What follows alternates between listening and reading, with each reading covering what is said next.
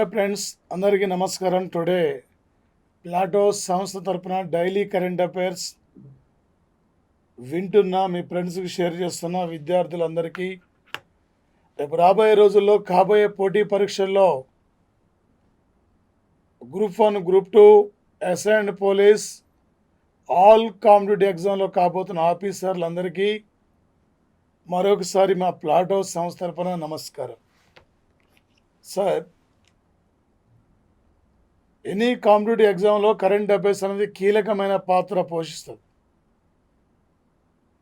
GS అంటేనే current affairs అంటేనే GS sir. అలాంటి పరిస్థితుల్లో వచ్చేసి ఇక్కడ డైలీ కరెంట్ అఫైర్స్ ద్వారా ఈ క్లాసులు కనుక మీరు వింటే దాదాపు వచ్చేసి అక్కడ ఎనీ కాంపిటేటివ్ ఎగ్జామ్లో 50 నుండి 60 మార్కుల వరకు ఈజీగా మీరు క్యాచ్ చేయగలుగుతారు సార్. వచ్చేసి ఎనఫ్ సార్. ఓన్లీ వినడం ఒక కళ, రాయడం ఒక కళ, అన్ని కళలు కలిస్తేనే ఒక ఆఫీసర్గా తిరిగిపోవడం ఇంకో కళ సార్. నీ పల్లె నీ కోసం వెయిట్ చేస్తుంది. నాన్న కొన్ని సందర్భంలో బిజీ అయినా కూడా అమ్మ తింటున్న ప్రతి మెతుకులో కూడా అమ్మకు నువ్వే కనిపిస్తావు. అమ్మ కోసమైనా మన కుటుంబం కోసమైనా ఒక విజేతగా ఈసారి నువ్వు నిలబడాలి. మన ఊళ్ళో వచ్చేసి అక్కడ గొప్పగా చెప్పుకోవాలి నీ గురించి. అందుకే హార్డ్ వర్క్ చేయండి. రానున్న రోజుల్లో చాలా నోటిఫికేషన్లు రాబోతున్నాయి.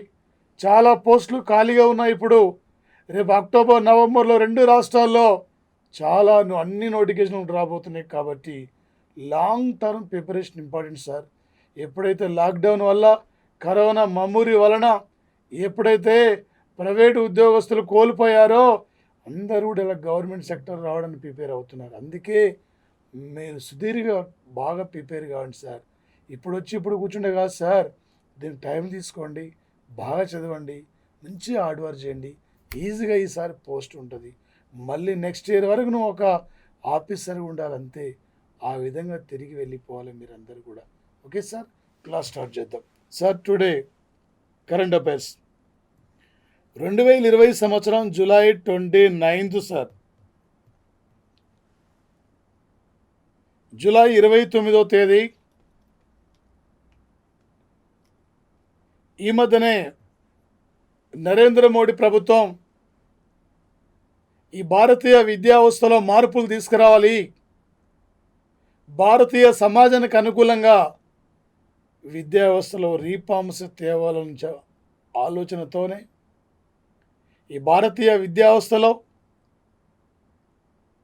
మార్పుల అధ్యయనం కోసం కస్తూరి రంగన్ కమిటీ నియమించారు. కస్తూరి రంగన్ ఇస్రో యొక్క మాజీ చైర్మన్ సార్. కస్తూరి రంగన్ ఇతను. ఈ కస్తూరి రంగన్ యొక్క కమిటీ సూచన మేరకే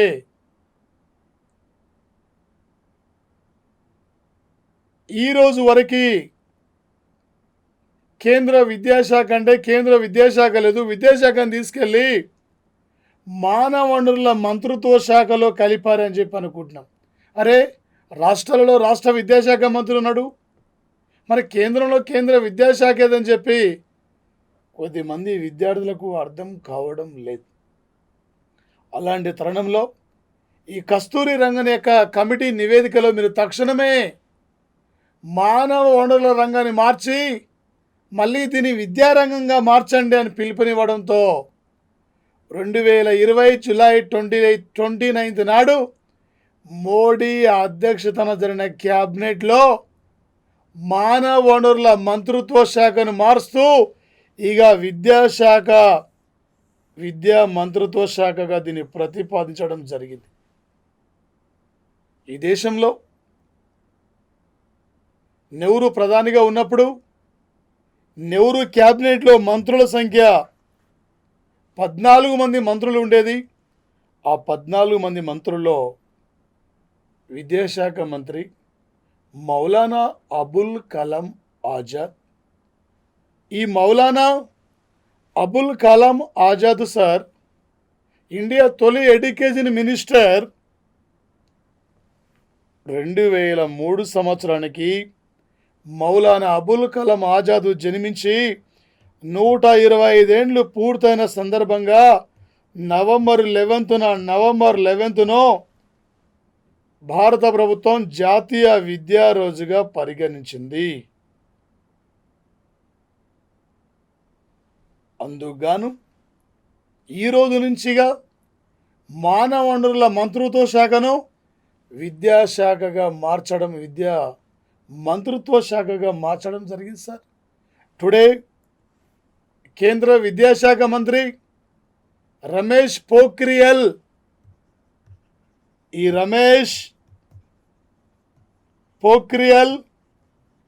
ఈయన ఉత్తరాఖండ్ రాష్ట్రానికి చెందిన వ్యక్తి. ఇలా కేంద్రంలో కీలకమైన మంత్రిత్వ శాఖను నిర్వహిస్తున్న వ్యక్తిత్వం. రేపు కరెంట్ అఫైర్స్ పరంగా అడుగుతాడు సార్. 2020 జూలై 29 నాడు కేంద్ర ప్రభుత్వం ఏ మంత్రిత్వ శాఖను మార్చింది? లేదా జీకే పరంగా అడిగితే భారతీయ కేంద్ర విద్యాశాఖ అంటే మానవ వనరుల మంత్రిత్వ శాఖను విద్యా మంత్రిత్వ శాఖ మార్చాలని పిలుపునిచ్చిన కమిటీ పేరేమిటి? జాతీయ నేషన్ ఎడ్యుకేషన్ డే ఏ రోజుగా పిలుస్తున్నారు? ఇలా గుర్తుకు రావాలి సార్. నవంబర్ 11, మే 11 అంటే నేషనల్ టెక్నాలజీ డే, సెప్టెంబర్ 11 అంటే వరల్డ్ ట్రేడ్ సెంటర్పై ఆల్ ఖైదా ఉగ్రవాదుల దాడి జరిగిన రోజు, అక్టోబర్ 11 అంటే జాతీయ ప్రజాస్వామ్య పరిరక్షణ రోజు, డిసెంబర్ 11 అంటే భారత పార్లమెంటుపై దాడి, జూలై 11 అంటే వరల్డ్ పాపులేషన్ డే, నవంబర్ 11 అంటే నేషన్ ఎడ్యుకేషన్ డే సార్. వచ్చేసి అదేవిధంగా సార్ ప్రధానంగా ప్రపంచంలో ఇండియా తర్వాత అత్యధికమైన రాజకీయ పార్టీలు కలిగిన రెండవ కంట్రీ సార్ అంటే వచ్చేసేది ఫ్రాన్స్ దేశం సార్. ఫ్రాన్స్ కంట్రీ భారతదేశానికి ఫ్రాన్స్ కలిసే 2018లో నాటికి నేటికి ఏనాటి కూడా అరిగిపోని తరిగిపోని సూర్య రశ్మి ద్వారా సోలార్ విద్యుత్తును ఉత్పత్తి చేయాలి, కాలుష్యాన్ని నివారించాలి, బొగ్గు ఆధారిత ఎలక్ట్రిసిటీ అంటే కరెంటును తగ్గించుకోవాలి, విపరీతమైన పొల్యూషన్ పెరిగిపోతుందని చెప్పి ఈ ప్రపంచంలో ఒక సోలార్ కూటమితో ముందుకు పోతున్న దేశాలంటే ఇండియా, ఫ్రాన్స్ సార్. ఈరోజు 2020 సంవత్సరం జూలై 29 నాడు భారత్లో ఉన్న ఫ్రాన్స్ రాయబారి ఇమాన్యుయల్, ఇతను ఇండియన్ రెడ్ క్రాస్ సంస్థకి కరోనా వ్యాధితో బాధపడుతున్న భారతదేశానికి, కరోనా మమ్మూరుతో ఇబ్బంది పడుతున్న భారత్కు 800 వెంటిలేటర్సు, 50,000 స్కాబ్స్, 50,000 సిరా లాజిక్ను భారత్కు పంపడం జరిగింది సార్. ఫ్రాన్స్ కంట్రీ ఇలా ఫ్రాన్స్ భారత్తో అనేక రకాల కలిసిపోతుంది. భారతదేశానికి శాస్త్ర సాంకేతిక రంగంలో కానీ, వాణిజ్య రంగంలో కానీ, ఆర్థిక రంగంలో కానీ ఇలాంటి జబ్బులు వచ్చినప్పుడు ఆదుకోవడంలో భారత్తో పాటు భారత్కు అనేక రకాలుగా తమ వంతు సపోర్ట్ అందిస్తున్న కంట్రీ అంటే ఫ్రాన్స్ కంట్రీ సార్. ముఖ్యంగా సార్ గల్ఫ్ ప్రాంతం, ఇరాన్ కంట్రీ,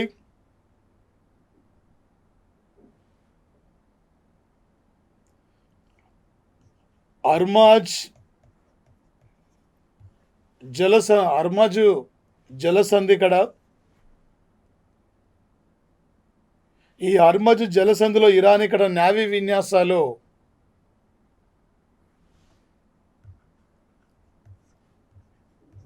ప్రోపైట్ మహమ్మద్ 14 పేరుతో నావీ విన్యాసాలు నిర్వహిస్తున్న సమయంలో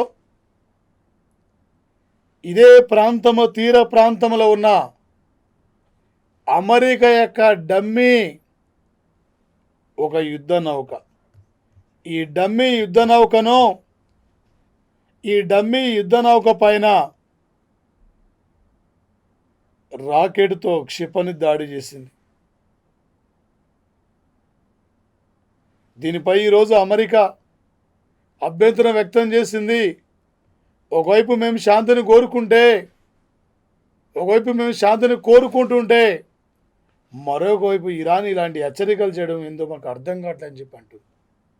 ఇరాన్ 2015లో వీటో అధికారం కలిగిన 5 దేశాలు, దానితో పాటు జర్మనీ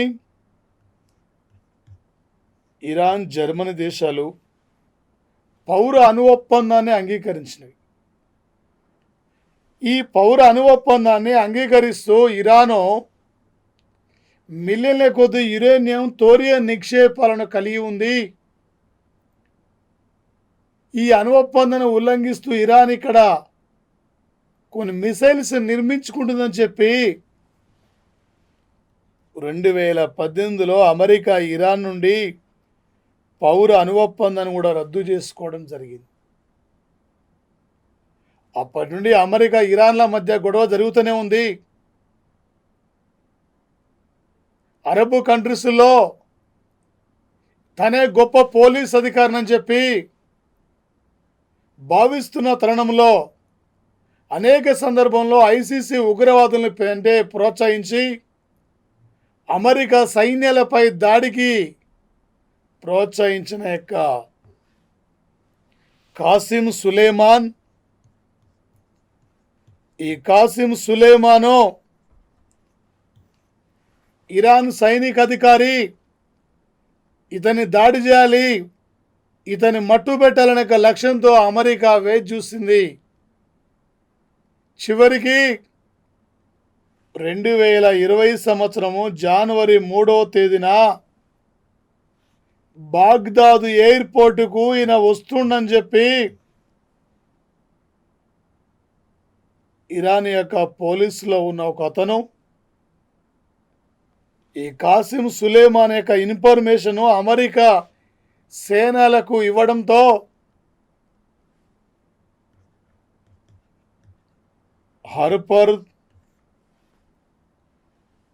హర్పర్ మిసైల్స్ను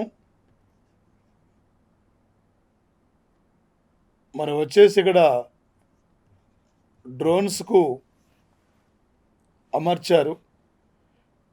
2 డ్రోన్లు, ఒక్కొక్క డ్రోన్ ఇది గంటకు 300 కిలోమీటర్ల వేగంతో ప్రయాణిస్తుంది.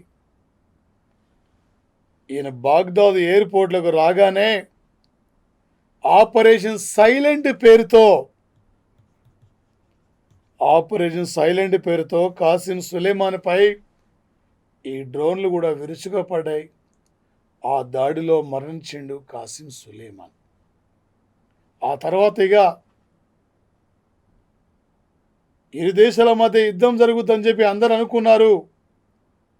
ఇరాన్ ఒక అడుగు ముందుకేసింది యుద్ధానికి, కానీ అమెరికా ముందుకు రాలేదు.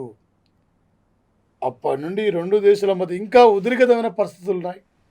ఈ మధ్యనే కాసిం సులేమాన్ మా దేశ సైనికాధికారి, ఇతని చావుకు కారణము ట్రంప్ అని చెప్పి ట్రంప్పై ఒక అరెస్ట్ వారెంట్ను కూడా ఇరాన్ ప్రకటించిన సంఘటన సార్. అలాంటి పరిస్థితుల్లో 2020 జూలై 29 నాడు కూడా హార్మాన్ జలసంధిలో అక్కడ నావీ విన్యాసాలు చేస్తున్న యొక్క ఆ విన్యాసాల సందర్భంగా అమెరికాకి చెందిన ఒక డమ్మీ యుద్ధ నౌకపై దాడికి పాల్పడదంటే వచ్చేసి ఇరాన్ కంట్రీ. ఎగ్జామ్లో సరే కరెంట్ అఫైర్స్ పరంగా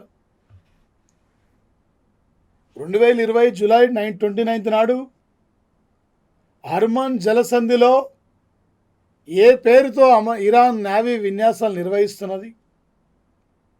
ఈ నేవీ విన్యాసాల సందర్భంగా హర్మన్ జలసంధిలో ఏ దేశం యొక్క డమ్మీ యుద్ధ నౌక పైన ఇరాన్ క్షిపణులతో రాకెట్ దాడి జరిగింది? ఈ టైపులో రేపు కరెంట్ అఫైర్స్ పరంగా అడగబోతున్న బిట్లుంటాయి సార్. రేపే 2020 సంవత్సరం జూలై 30 నాడు సార్, గురువారం నాడు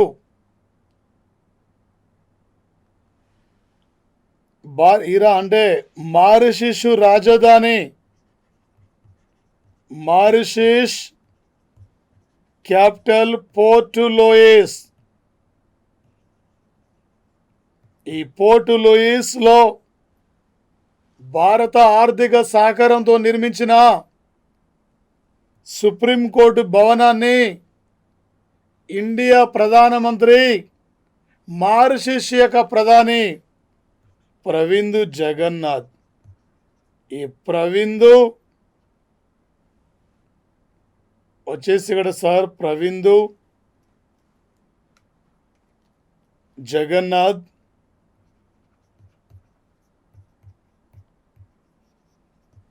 ఇండియా ప్రధాని మోడీ ఇద్దరు కూడా వీడియో కాన్ఫరెన్స్ ద్వారా ఈ పోర్ట్ లూయిస్లో నూతనంగా నిర్మించిన సుప్రీంకోర్టు భవనాన్ని కూడా రేపు ప్రారంభించబోతున్నారు.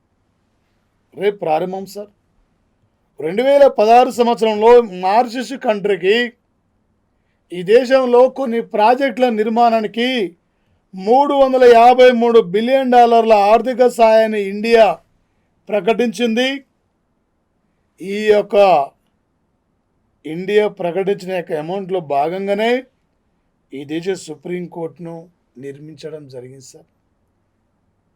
ఆల్రెడీ మనం 2014 సంవత్సరంలో భారత సహకారంతో భూటాన్లో నిర్మించిన యొక్క సుప్రీంకోర్టు భవనాన్ని నరేంద్ర మోడీ వెళ్ళి ప్రారంభించారు. అదేవిధంగా సార్ ఆఫ్ఘనిస్తాన్లో నిర్మించిన ఆ దేశ యొక్క పార్లమెంట్ భవనాన్ని కూడా మోడీ ప్రారంభించారు. అదేవిధంగా సార్ కరెంట్ అఫైర్స్ పరంగా ఏమంటాడు? 2020 సంవత్సరం జూలై 30 నాడు భారత సహకారంతో నిర్మించిన సుప్రీంకోర్టు భవనాన్ని ఏ దేశంలో ప్రారంభించారు? ఈ మధ్యన వార్తలకు వస్తున్న మారిషస్లో సుప్రీంకోర్టు భవనాన్ని ఏ దేశం నిర్మించింది? ఇది లేటెస్ట్ కరెంట్ అఫైర్స్ పరంగా అడిగే అవకాశం ఉంటుంది సార్. ఈ న్యూస్ మనం ముందుగానే ఈరోజే తెలిసింది కాబట్టి చెప్పుకుంటున్నాం. టుడే అంతర్జాతీయ టైగర్స్ డే. 2010 సంవత్సరం జూలై 29 నాడు రష్యా దేశంలో సెయింట్ పీటర్స్బర్గ్, ఈ సెయింట్ పీట్ వచ్చేసి ఇక్కడ సార్, ఈ సెయింట్ పీటర్స్బర్గ్లో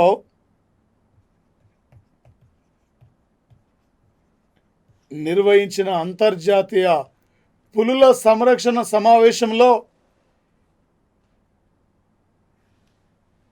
జూలై 29ను అంతర్జాతీయ పులుల రోజుగా గుర్తించారు. ఒక 2010 నుండి అంతర్జాతీయ పులుల రోజుగా ఫైండ్ అవుట్ చేయడం జరిగింది సార్. ఇప్పుడు ప్రపంచంలో దాదాపు 13 దేశాలు మాత్రమే 13 దేశాల్లో పులులు ఉన్నాయి. ఈ 13 దేశాల్లో ఉన్న పులులు కేవలం 70% ఇక్కడ భారతదేశంలో ఉన్నాయి సార్. భారత ప్రభుత్వం 1972లో పులిని జాతీయ జంతువుగా, 1973లో పులుల సంరక్షణ కేంద్రాన్ని ప్రారంభించింది. తొలిసారిగా 9 పులుల సంరక్షణ కేంద్రాలుండే ఈరోజు ఇండియాలో 50 పులుల సంరక్షణ కేంద్రాలున్నాయి. ఇండియాలో అత్యధికంగా పులులు ఉన్న యొక్క సంరక్షణ కేంద్రం అంటే జిమ్మీ కార్బెట్. ఈ జిమ్మీ కార్బెట్ ఇది ఉత్తరాఖండ్లో నైనిటాల్ అనే ప్రాంతంలో ఉన్న సార్. 231 పులులు ఉన్నాయి. ఈ జిమ్మీ కార్బెట్ అనేది ఇండియాలో ఒక వేటగాడి పేరు మీద నిర్మించిన, ఒక జింకల వేటగాడి పేరు మీద నిర్మించిన మొట్టమొదటి సంరక్షణ కేంద్రం అంటే Jimmy Corbett national park sir. అదేవిధంగా సార్ భారతదేశం ఇండియాలో ఎవ్రీ 4 ఇయర్స్కి ఒకసారి పులుల యొక్క సేకరణ లెక్కల సేకరణ జరుగుతుంది. 2018 యొక్క లెక్కల ప్రకారం ఇండియాలో ఉన్న పులుల సంఖ్య 2967 పులులు ఉన్నాయి సార్. అదేవిధంగా ఈ రోజు నాటికి ఇండియాలో ఉన్న పులుల ఏపీలో ఉన్న పులుల సంఖ్య ఏపీలో 48 ఉంటే తెలంగాణలో 26 పులులు ఉన్నాయి. తెలంగాణలో ఆదిలాబాద్ జిల్లాలో కవల్, నాగర్ కర్నూలు జిల్లాలో అమరాబాద్, ఏపీలో నాగార్జున సాగర్, శ్రీశైలం, రాజీవ్ టైగర్ సంరక్షణ కేంద్రం. ఈరోజు సార్ 2020 జూలై 29 నాడు ఈ దేశంలో పులుల సంరక్షణలో మంచి శ్రద్ధను కనబరుస్తున్న యొక్క సంరక్షణ కేంద్రం అంటే ఇక్కడ నాగార్జున సాగర్, శ్రీశైలం యొక్క అంటే టైగర్ ప్రాజెక్ట్ సార్. అందుకే ఆ టైగర్ ప్రాజెక్టుకు జాతీయ స్థాయిలో ఉత్తమ టైగర్ వన్యమృగ సంరక్షణ అవార్డు ఈరోజు ప్రకాష్ జవదేకర్ చేతుల మీదుగా ఏపీ రాష్ట్రానికి రావడం జరిగింది సార్. వచ్చేసి ఇక్కడ ఈరోజే 2 hours before YS Jaganmohan Reddy కూడా పులుల సంరక్షణలో మనం ముందుకెళ్ళాలని చెప్పి అటవీ అధికారులు కూడా పిలిపించి ఆ పులుల సంరక్షణ పైన కొన్ని మార్గదర్శకాలు కూడా ఆదేశాలు జారీ చేయడం జరిగింది సార్. ఇక్కడ ఈ టైగర్ ఉంది ఏరియాలో, ఆ ఏరియాలో టైగర్ లేదని చెప్పి ఈ పులులను ఎలా గుర్తిస్తారంటే 5 అంశాల ఆధారంగా గుర్తిస్తారు సార్. అవి నడుస్తున్న యొక్క ముద్రలు, దానితో పాటు సార్ ఇక్కడ ప్రధానంగా ఈ మధ్యనే భారతదేశం యొక్క పులుల సేకరణ వరల్డ్ గిన్నిస్ రికార్డులోనే చోటు లభించింది. దేశవ్యాప్తంగా అంటే అటవీ ప్రాంతంలో 25,000 కెమెరాలతో అమర్చి, అంటే 25,000 కెమెరాలతో ఆ యొక్క పులుల సమాచారాన్ని కూడా మనం ఇక్కడ తెలుసుకోవడం జరిగింది. ఒక వరల్డ్లోనే అతిపెద్ద గిన్నిస్ రికార్డులో చోటు పొందిన యొక్క పులుల యొక్క ఫొటోస్ అంటే భారతదేశం సార్. వచ్చేసి ఇక్కడ కరెంట్ అఫైర్స్ పరంగా ఏమన్నాడు సార్ అంటే 2020 సంవత్సరం జూలై 29 అంతర్జాతీయ టైగర్స్ డే. థీమ్ ఏంది? దిస్ డే థీము, ఈరోజు థీమ్ వారి మనగడ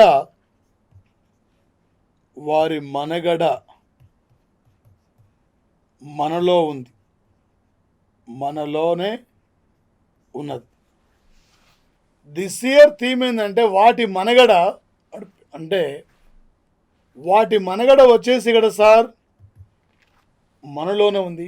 వాటిని కాపాడవలసిన బాధ్యత మన దగ్గర ఉంది. కాబట్టి అందుకే రేపు 2022 నాటికి ఇంకా పులులను రెట్టింపు చేయాలనే లక్ష్యంతో ఇవాళ ముందుకు పోతున్న సంఘటన సార్ భారతదేశం. వచ్చేసి మిమ్మల్ని చిన్న క్వశ్చన్ సార్, ఇండియా దేంట్లో సెకండ్ ఉంది సార్? పాపులేషన్ ఎన్ని పిన్ కోడ్ జోన్లు సార్? 9. వచ్చేసి ఇక్కడ మరి దానితో పాటు ప్రధానంగా సార్ ఐక్యరాజ్యం భారత రాజ్యాంగంలో ఎన్ని ప్రాథమిక హక్కులు ఉన్నాయి? 6. ఇండియా దేంట్లో 7వ స్థానం ఉంది? విస్తీర్ణం ఏమైంది? ఇండియాలో ఉన్న పులుల సంఖ్య ఎంత? 2,967 పులులు ఉన్నాయి. ఏ ఇయర్ ప్రకారం? 2018 లెక్కల ప్రకారం. 2018 అంటున్నా. ఇండియా దేంట్లో రెండవ స్థానం ఉంది? జనాభా సున్నాను కనుక్కున్న దేశం ఏది? ఇండియా. ఇండియాలో ఎన్ని రైల్వే జోన్లు ఉన్నాయి? 18. ఇక్కడే మిగిలింది 67. 2016లో కామన్వెల్త్ ఒలింపిక్స్లో పథకాల పట్టికలో ఇండియా ఎన్నో స్థానం ఉంది? 67వ స్థానం ఉంది. ఇలా మన బిట్టు గుర్తు రావాలి సార్. ఏ టైపులు అడిగినా కూడా ఈజీగా బిట్టు మీరు క్యాచ్ చేయాలి. Okay sir. 2020 జూలై 29 నాడు కేంద్ర ప్రభుత్వం మేము పార్లమెంట్ భవనాన్ని కూలుస్తున్నామని చెప్పి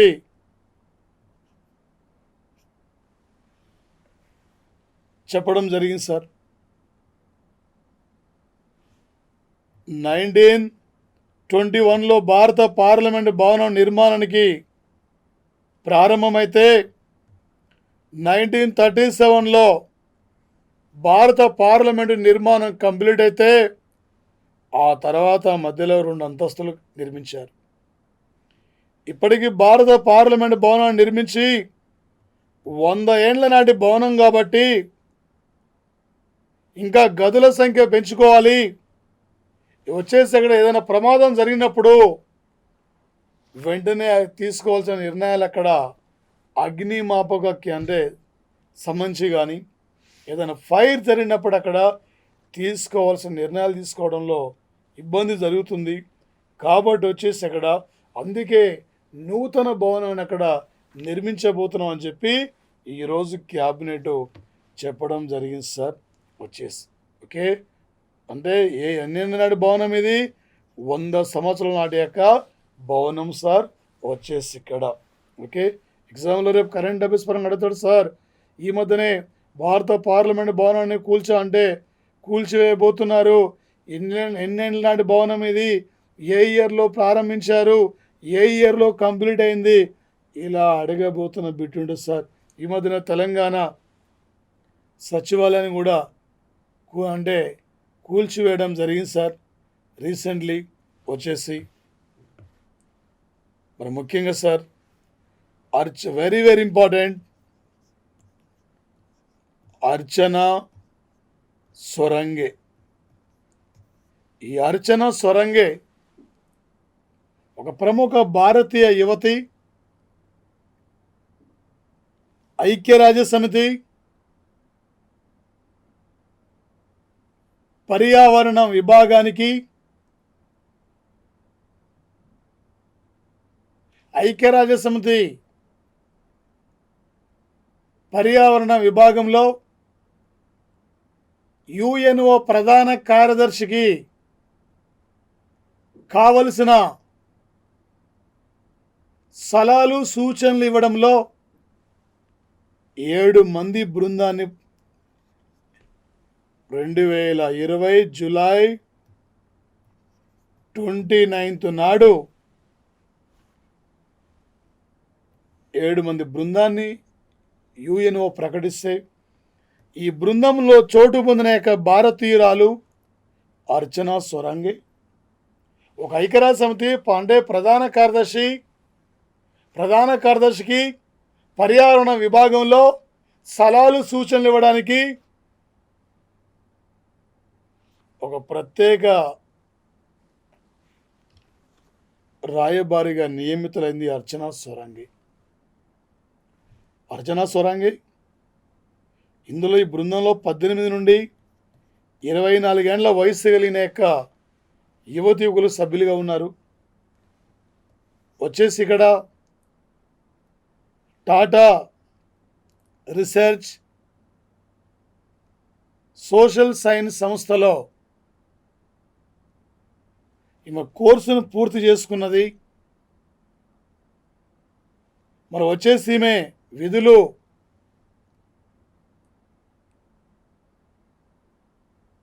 అటవీ ప్రాంతంలో ప్రధానంగా ఇంకా అడవులు నరికేసి అక్కడ ఉన్న జాతులు వ్యవసాయ రంగాన్ని సేద్యం చేస్తున్నారు. అప్పట్లో అడవులు కాపాడుకోవడం కోసం అప్పటి పెద్దలు చాలా వరకు కష్టపడ్డారు. ఈనాడు అడవులు రోజు రోజు కూడా అంతరించిపోతున్నాయి. ఈరోజు ప్రపంచానికి 20% ఆక్సిజన్ అందించే అమెజాన్ అడవులే కాడచిచ్చు ప్రమాదానికి గురైనాయి. మన 2019లో అక్కడ అమెజాన్ అడవులు 10 లక్షల చదరపు కిలోమీటర్ల యొక్క అడవుల విస్తీర్ణం కూడా అంటే కాలిపోయింది. అదేవిధంగా 2020లో ఆస్ట్రేలియా దేశంలో న్యూ సౌత్ వేల్స్, కాలిఫోర్నియా రాష్ట్రాల్లో కూడా కారుచిచ్చు ప్రమాదం జరుగుతుంది. రోజు రోజుకు అడవులు అంతరించిపోతున్నాయి. అడవులు కాపాడుకోవాలి, అడవులు పరిరక్షించుకోవాలి. మన పర్యావరణానికి ఇవి మేలు చేసే విధంగా ఉపయోగపడతాయి. కాబట్టి అందుకే ఎంతో దూరం లేదు అక్కడ అడవులు కనుక ఇక్కడ మనం కాపాడకపోతే రేపు భవిష్యత్తులో మానవుని మనగడకే ప్రశ్నార్థకరం. కాబట్టి అందుకే అడవులు కాపాడుకుందాం, అడవులు సంరక్షిద్దామనే యొక్క లక్ష్యంతో మనం ఏ విధంగా ముందుకెళ్ళాలని చెప్పి అడవులో ఉన్న యొక్క ఆ జాతుల వారితో మాట్లాడుతూ ఆ జాతులను అక్కడ చైతన్యవంతం చేయడంలో రేపు ప్రధానమైన పాత్ర పోషించబోతున్న యొక్క యువతి ఎవరంటే అర్చన సొరంగే. కరెంట్ అఫైర్స్ పరంగా సార్, ఈ మధ్యనే ఐక్యరాజ్య సమితి ప్రధాన కార్యదర్శికి పర్యావరణ విభాగంలో సలహాలు సూచనలు ఇవ్వడానికి 7 మంది బృందంలో చోటు పొందిన భారతీయ యువతి పేరేమిటి? ఈ టైపులో రేపు ఎగ్జామ్లో అడగబోతున్న యొక్క బిట్లు ఇక్కడ నుండి ఉంటాయి సార్. వచ్చేసి మరొకటి సార్, రజత్ భాటియా. ఈ రజిత్ భాటియా దాదాపు ఈయన 95 IPL మ్యాచ్లు ఆడడం జరిగింది. 2020 సంవత్సరం జూలై 29 నాడు క్రికెట్ క్రీడా నుండి అంటే కొన్ని టోర్నమెంట్స్ నుండి ఈయన వైద్యులు రిటైర్మెంట్ ప్రకటించినట్లు, నేను రిటైర్మెంట్ ప్రకటించుకోబోతున్నాను చెప్పి ఈయన రిటైర్మెంట్ ప్రకటించుకున్నారు. అదేవిధంగా సార్, ఈయన ఒక కలకత్తా నైట్ రైడర్స్లో ఆడుతున్న సందర్భంలోనే IPL టైటిల్ కూడా వచ్చింది. అదేవిధంగా సార్, IPLలో తొలిసారిగా ఢిల్లీ జట్టుకిన ప్రాతినిధ్యం వహించడం జరిగింది. గతంలో రంజీ టైటిల్ 2008లో రంజీ క్రికెట్ టైటిల్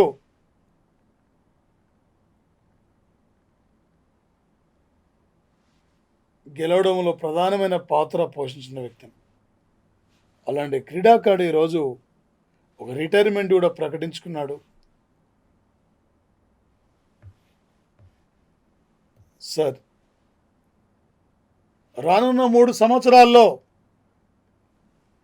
రేపు 2023 నాటికి 44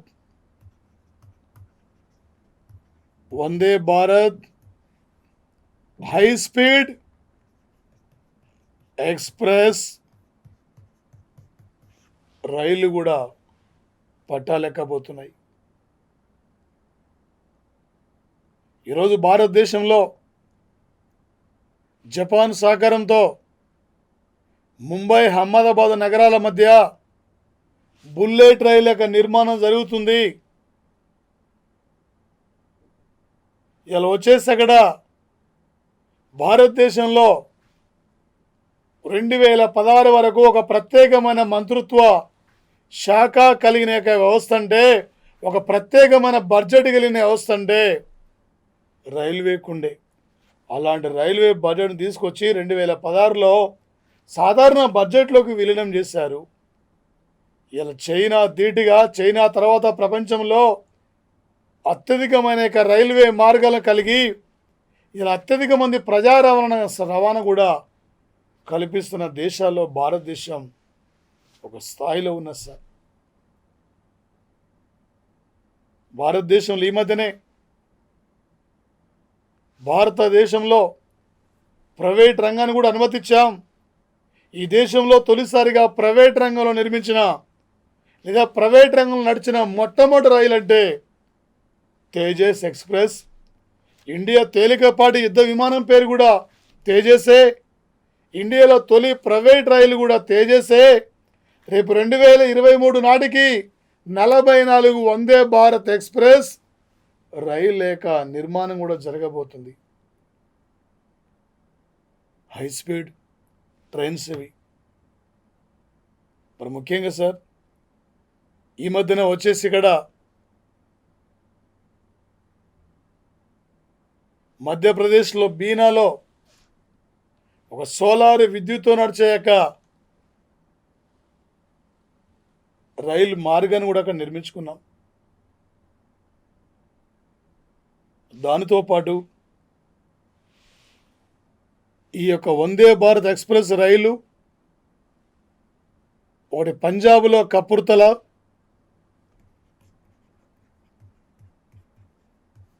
మరొకటి ఉత్తరప్రదేశ్లో రాయబరేలీ,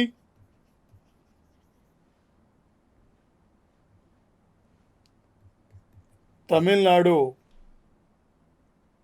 పరిసర ప్రాంతాల్లో ఈ వందే భారత్ ఎక్స్ప్రెస్ రైలు యొక్క నిర్మాణం ఇక్కడ జరుగుతున్నది సార్. ఈరోజే 2024 నాటికి విశాఖపట్నంలో మెట్రో రైలు నిర్మాణం, మెట్రో రైలు పట్టాలెక్కాలని చెప్పి జూలై 29 నాడు ముఖ్యమంత్రి అక్కడ ఆదేశించడం జరిగింది. సుమారు 16,000 కోట్ల రూపాయలతో ఇక్కడ ఏపీలో మరి మెట్రో రైలు నిర్మాణాన్ని కూడా శ్రీకారం చుట్టబోతున్నారు. 1 కిలోమీటర్కి 120 కోట్లు కూడా ఖర్చు పెట్టబోతుంది ఏపీలో. వచ్చేసి ఇక్కడ ఇండియాలో తొలి మెట్రో రైలు మార్గం, తొలి మెట్రో రైలు 1984 అక్టోబర్ 25 నాడు ఇందిరాగాంధీ కలకత్తాలో ప్రారంభించింది. తెలంగాణలో 2017లో నవంబర్ 28 నాడు వచ్చేసి ఇక్కడ కుకట్పల్లిలో మరి నరేంద్ర మోడీ హైదరాబాద్లో మెట్రో రైలు మార్గాన్ని ప్రారంభించారు. కరెంట్ అఫైర్స్ పరంగా అడిగితే సార్ 2020 జూలై 29 నాడు కేంద్ర రైల్వే శాఖ మంత్రి పీయూష్ గోయల్ 44 వందే భారత్ ఎక్స్ప్రెస్ రైలు, హై స్పీడ్ రైలు ఇవి ఏ ఇయర్ నాటికి పూర్తి కావాలని చెప్పి నిర్ణయించారు. లేదా 2023 నాటికి ఎన్ని వందే భారత్ ఎక్స్ప్రెస్ రైలు యొక్క నిర్మాణం కంప్లీట్ కావాలి. రేపు ఈ టైపులో అడగబోతున్న బిట్లు ఉంటాయి సార్. లేటెస్ట్ కరెంట్ అఫైర్స్ పరంగా వచ్చేసి ఈరోజు వెరీ వెరీ ఇంపార్టెంట్ సార్. ఒకటి వందే భారత్ ఎక్స్ప్రెస్ రైలు, అదేవిధంగా సార్ అర్చన సొరంగే రేపు మారిషస్లో భారత సహకారంతో నిర్మించిన సుప్రీంకోర్టు భవనం ప్రారంభం.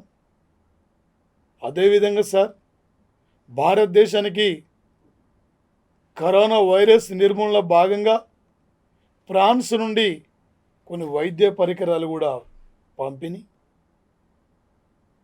ప్రొపైట్ హమ్మద్ పోర్టిన్ పేరుతో హార్మజ్ జలసంధిలో ఇరాన్ విన్యాసాలు. టైగర్ జూలై 29 అంతర్జాతీయ టైగర్స్ డే థీమ్. వాటి మనుగడ మనలో ఉంది.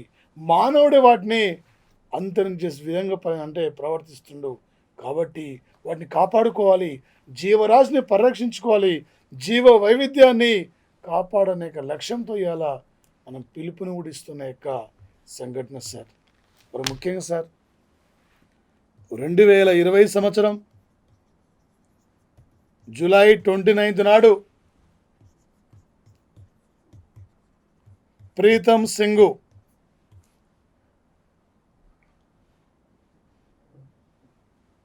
ఇక్కడ వర్కర్స్ సింగపూర్లో వర్కర్స్ పార్టీ నుండి 43 ఏళ్ల చరిత్రలో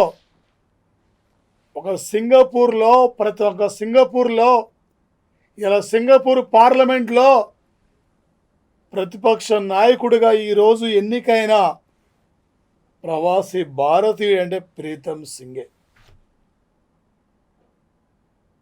ఈ మధ్యనే సింగపూర్లో పీపుల్స్ యాక్షన్ పార్టీ, అక్కడ పీపుల్స్ వర్కర్స్ పార్టీ అధికారంలోకి వచ్చింది. సింగపూర్ టుడే ప్రెసిడెంట్ అలీమా యాకోబ్ మన ఎన్ఆర్ఐ పర్సనే. 2015 ఆగస్టు 9 నాటికి మలేషియా నుండి సింగపూర్ దేశానికి స్వాతంత్రం వచ్చి 50 ఏండ్లు కూడా కంప్లీట్ అయింది.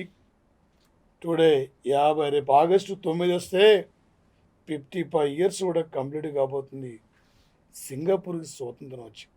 సింగపూర్ చరిత్రలోనే ఈరోజు ఆ దేశంలో ఒక ప్రతిపక్ష నాయకుడిగా ఎన్నికైన తొలి ఎన్ఆర్ఐ పర్సన్ అంటే ప్రీతం సింగ్ సార్ వచ్చేసి ఇక్కడ.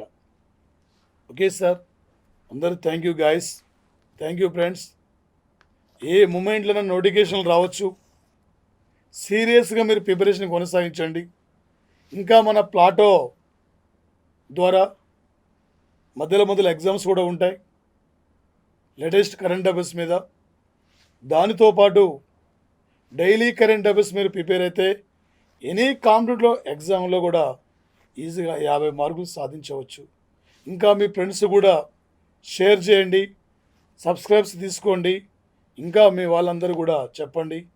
ఓకే, మీకు ఈరోజు ఈ విధంగా అందిస్తున్న కరెంట్ అఫైర్స్ను ఒక నిరుపేద విద్యార్థులకి అందించాలనే లక్ష్యంతో ఈరోజు ప్లాటో సంస్థ మీ ముందుకు వస్తున్న సంఘటన. Okay, thank you sir, thank you guys.